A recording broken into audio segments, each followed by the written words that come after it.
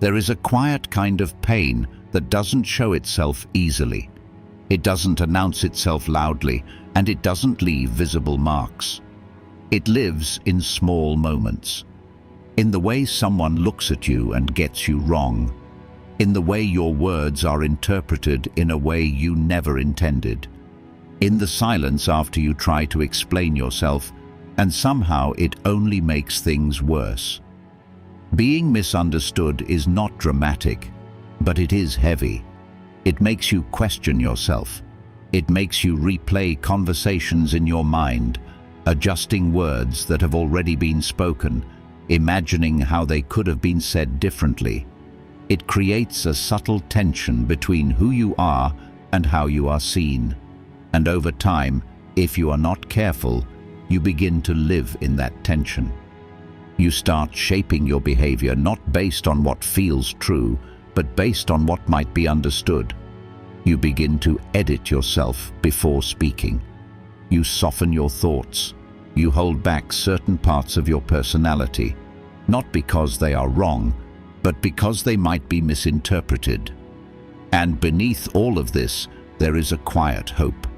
A hope that one day, someone will finally see you clearly, completely, without distortion.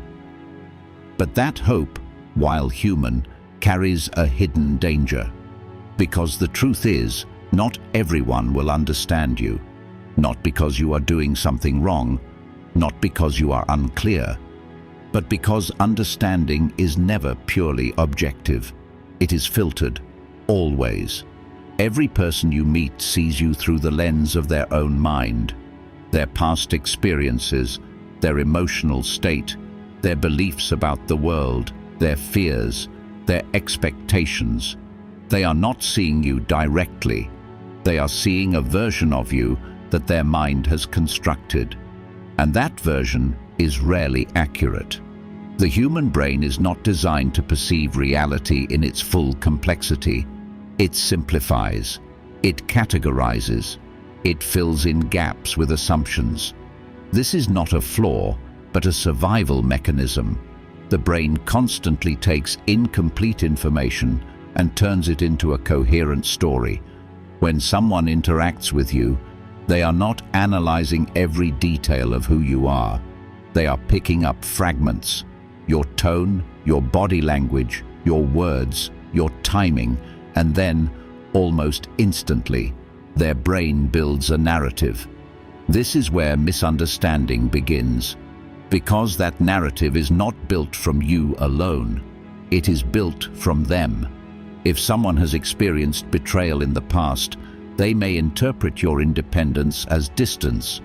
If someone fears rejection, they may see your silence as disinterest. If someone carries insecurity, they may interpret your confidence as arrogance. The same behavior, the same words, can be interpreted in completely different ways depending on who is observing. This is not personal, but it feels personal, because you are not being judged based on who you are, but based on something that has very little to do with you, and yet you are the one who feels the consequence. Psychology has a name for some of these distortions. Cognitive biases. These are mental shortcuts that shape how people perceive and interpret the world. They help the brain process information quickly, but they also introduce error. One of these is the fundamental attribution error. The tendency to explain other people's behavior based on their character, while explaining our own behavior based on circumstances. If you are quiet, someone may think you are unfriendly. They do not consider that you might be tired or reflective, or simply not in the mood to speak. They assign a fixed trait to a temporary state.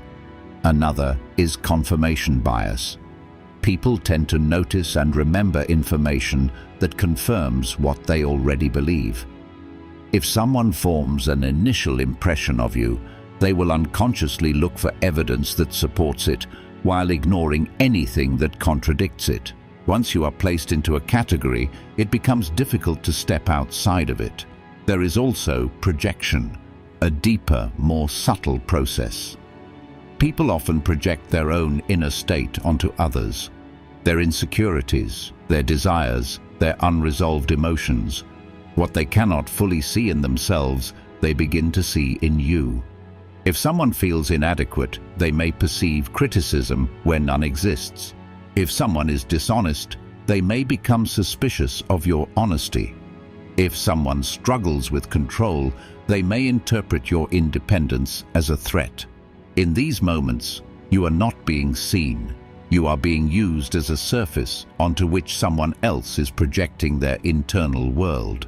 And this is one of the most difficult things to accept, because it means that no matter how clearly you express yourself, no matter how carefully you choose your words, there will always be a gap between your intention and how it is received. That gap cannot be completely closed. Yet many people spend a large part of their lives trying to close it. They try to manage how others see them. They over-explain. They justify their actions. They try to correct every misunderstanding, hoping that if they just say it the right way, they will finally be understood. But this pursuit has a cost. When you constantly try to control how you are perceived, you begin to lose contact with your own center. Your attention shifts outward. You become dependent on feedback, on approval, on recognition. Your sense of self becomes unstable because it is no longer rooted internally. It is shaped by something that is constantly changing. This is why seeking validation can feel so exhausting. It creates a loop. You adjust yourself to be understood. Someone still misunderstands you. You feel the discomfort. You try harder. You adjust more. And the cycle continues. There is no stable ground in this process because you are trying to control something that was never fully within your control. From a Stoic perspective, this becomes very clear. There is a distinction between what is within your control and what is not. Your actions, your intentions, your character, these are within your control. But how others interpret you, how they judge you, how they feel about you, these are not. They belong to them. When someone misunderstands you, they are not interacting with your true self. They are interacting with their perception. And that perception is shaped by their own mind. This does not mean that you should become indifferent to how you affect others. It does not mean you should ignore feedback or avoid responsibility. There is a difference between learning and adapting, and losing yourself in the attempt to be perfectly understood. The deeper realization is this: even if you explain yourself perfectly, even if your intentions are pure, even if your words are precise, there will still be people who do not see you clearly. And that is not a failure. It is a reflection of the limits of human perception. But emotionally, this is difficult to accept, because being misunderstood touches something deeper. It creates a sense of isolation. It can make you feel unseen, unheard, disconnected. In relationships, this can be especially painful. You expect a certain level of understanding from those who are close to you. You expect that they will see beyond the surface, that they will understand your intentions even when your expression is imperfect. And when that doesn't happen, it can feel like a kind of rejection, not of your actions, but of who you are. This is why people often try to explain themselves repeatedly in relationships. They want to close that gap. They want to align perception with reality. But sometimes, the more you explain, the further you move away from clarity, because explanation can become driven by anxiety rather than truth. It becomes less about expressing yourself and more about trying to control how you are seen. And when you speak from that place, your words lose their grounding. There is a quiet strength in saying what is true for you once, clearly, and then allowing it to stand, not forcing it, not repeating it endlessly, not shaping it to fit every possible interpretation, just allowing it to exist. This requires a shift in perspective.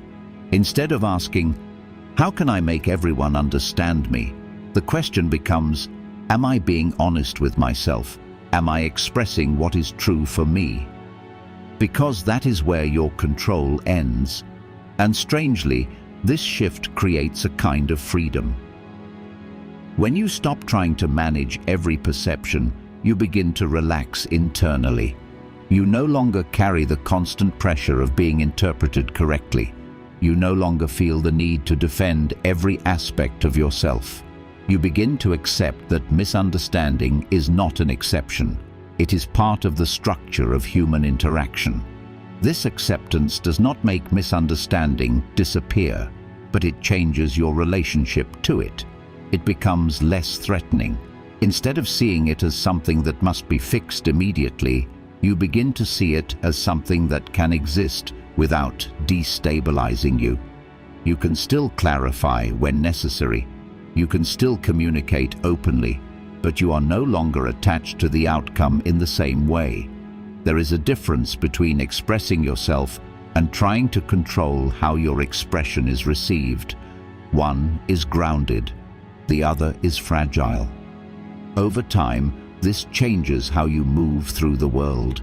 You become less reactive, less defensive. You no longer feel the need to correct every misinterpretation. You choose your moments. You speak when it matters, and you allow the rest to pass. This is not withdrawal. It is discernment.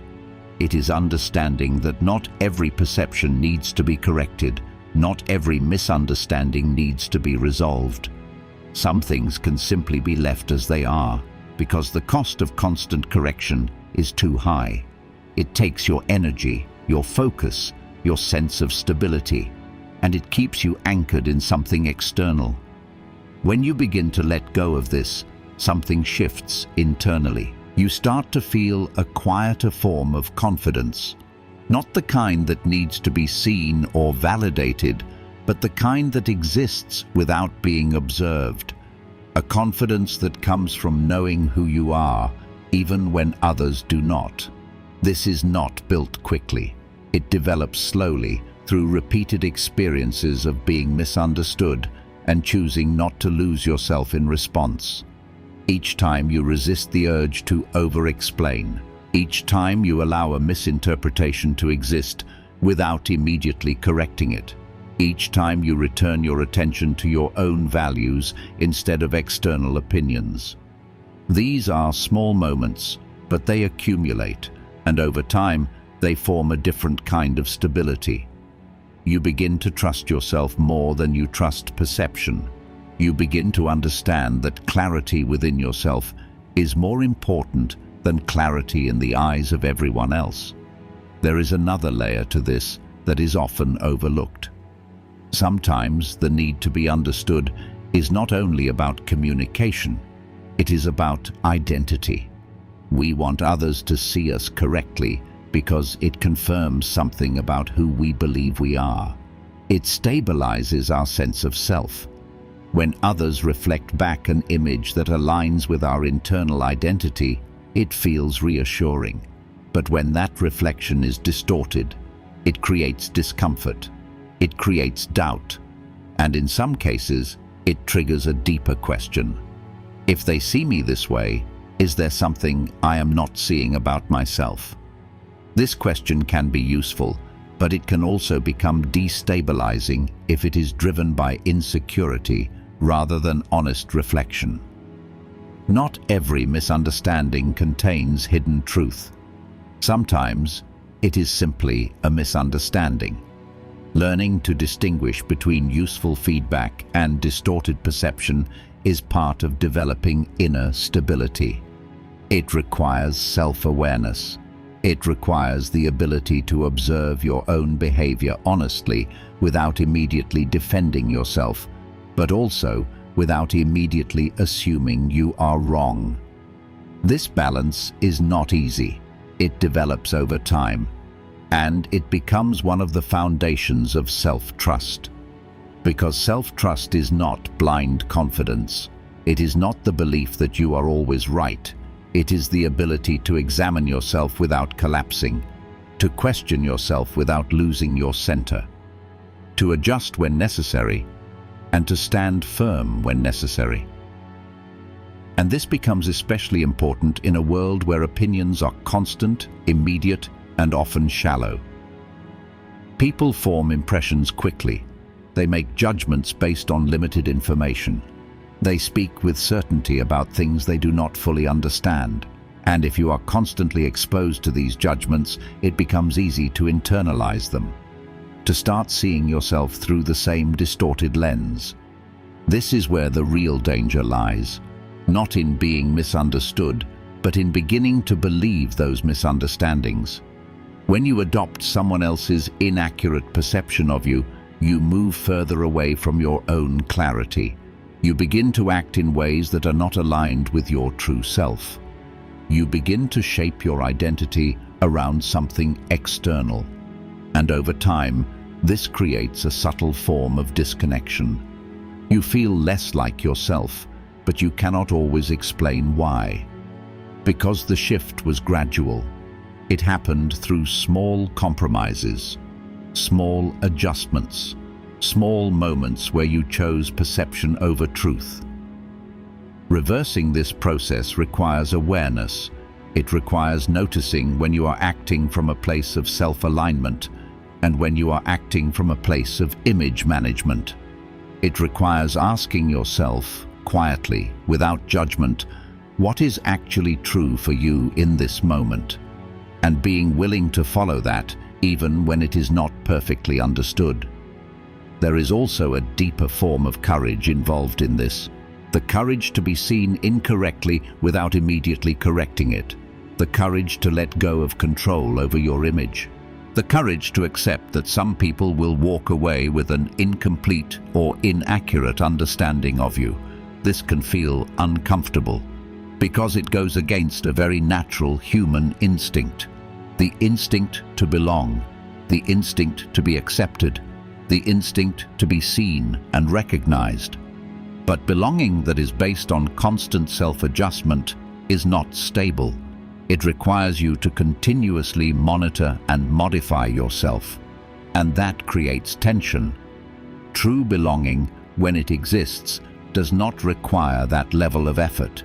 It allows for imperfection. It allows for moments of misunderstanding without immediate collapse. It allows for space. And this is something you begin to recognize more clearly as you develop inner stability. You become less interested in being understood by everyone, and more interested in being aligned with yourself. You begin to value depth over breadth, clarity over approval, truth over perception. And this naturally filters your relationships, not through force, but through alignment. Some connections fade, others become stronger, and new ones form, often with less effort, because they are not built on constant correction. They are built on mutual capacity to understand, even if imperfectly. There is also a quiet peace that comes from no longer needing to explain everything, from allowing certain parts of yourself to remain unspoken, not as secrecy, but as simplicity. You do not need to translate every thought into words. You do not need to justify every decision. You do not need to make your internal world fully accessible to everyone. Some things can remain yours, and this creates a different relationship with yourself, one that is less performative, more grounded, more stable. You begin to experience yourself directly, rather than through the reflection of others. And in that direct experience, there is clarity. A clarity that does not depend on agreement. A clarity that remains even in the presence of misunderstanding. There will still be moments where you choose to explain. Moments where clarity matters. Moments where misunderstanding has real consequences. And in those moments, communication is important. but it comes from a different place, not from urgency or anxiety, but from intention. You say what needs to be said, clearly, calmly, without overextension, and then you allow the other person to respond in their own way, without trying to control the outcome. This is a different form of communication, one that is grounded in self-respect, one that recognizes the limits of control, and one that does not depend on perfect understanding to remain stable.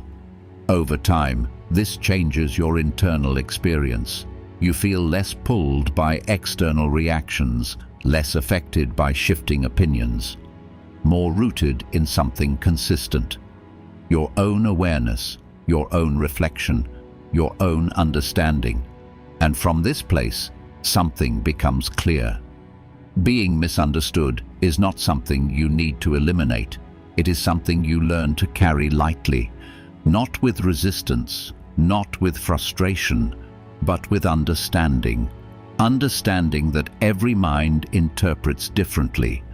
Understanding that perception is not reality. Understanding that your value does not depend on how accurately others see you. And as this understanding deepens, the emotional weight begins to lift, not completely, but significantly. You still notice misunderstanding, you still feel its impact, but it no longer defines your state. It no longer pulls you into cycles of over-explanation. It no longer makes you question your entire sense of self. You remain steady, and in that steadiness there is a quiet form of strength, not loud, not visible, but deeply present, a strength that allows you to move through the world without constantly adjusting to it, a strength that allows you to remain yourself even when that self is not fully seen. And this is where the deeper freedom begins, not in controlling perception, but in releasing the need to, not in being perfectly understood, but in being internally clear, not in eliminating misunderstanding, but in no longer being defined by it. There is something shant about this realization, a calm acceptance, a sense that you no longer need to chase something that was never fully attainable. You begin to move differently, speak differently, think differently, with less tension, less urgency, less need to prove, and more presence, more clarity, more quiet confidence. You understand that people will see what they are able to see, not what is fully there, and you allow that, without resistance, without trying to reshape it constantly. You let people have their perceptions, and you keep your clarity. You let interpretations exist, and you remain grounded in what you know to be true. And in this space, something settles, a kind of internal stillness, a sense that you are no longer in conflict with perception. You are simply aware of it. And that awareness creates distance, a healthy distance, between who you are and how you are seen. And within that distance, you remain intact, steady, unmoved, quietly certain, not because everyone agrees with you, not because everyone understands you, but because you understand yourself. And in the end, that is what remains. Not the opinions, not the interpretations, not the shifting perceptions of others, but your own clarity, your own awareness, your own steady sense of who you are. And that is enough. It has always been enough.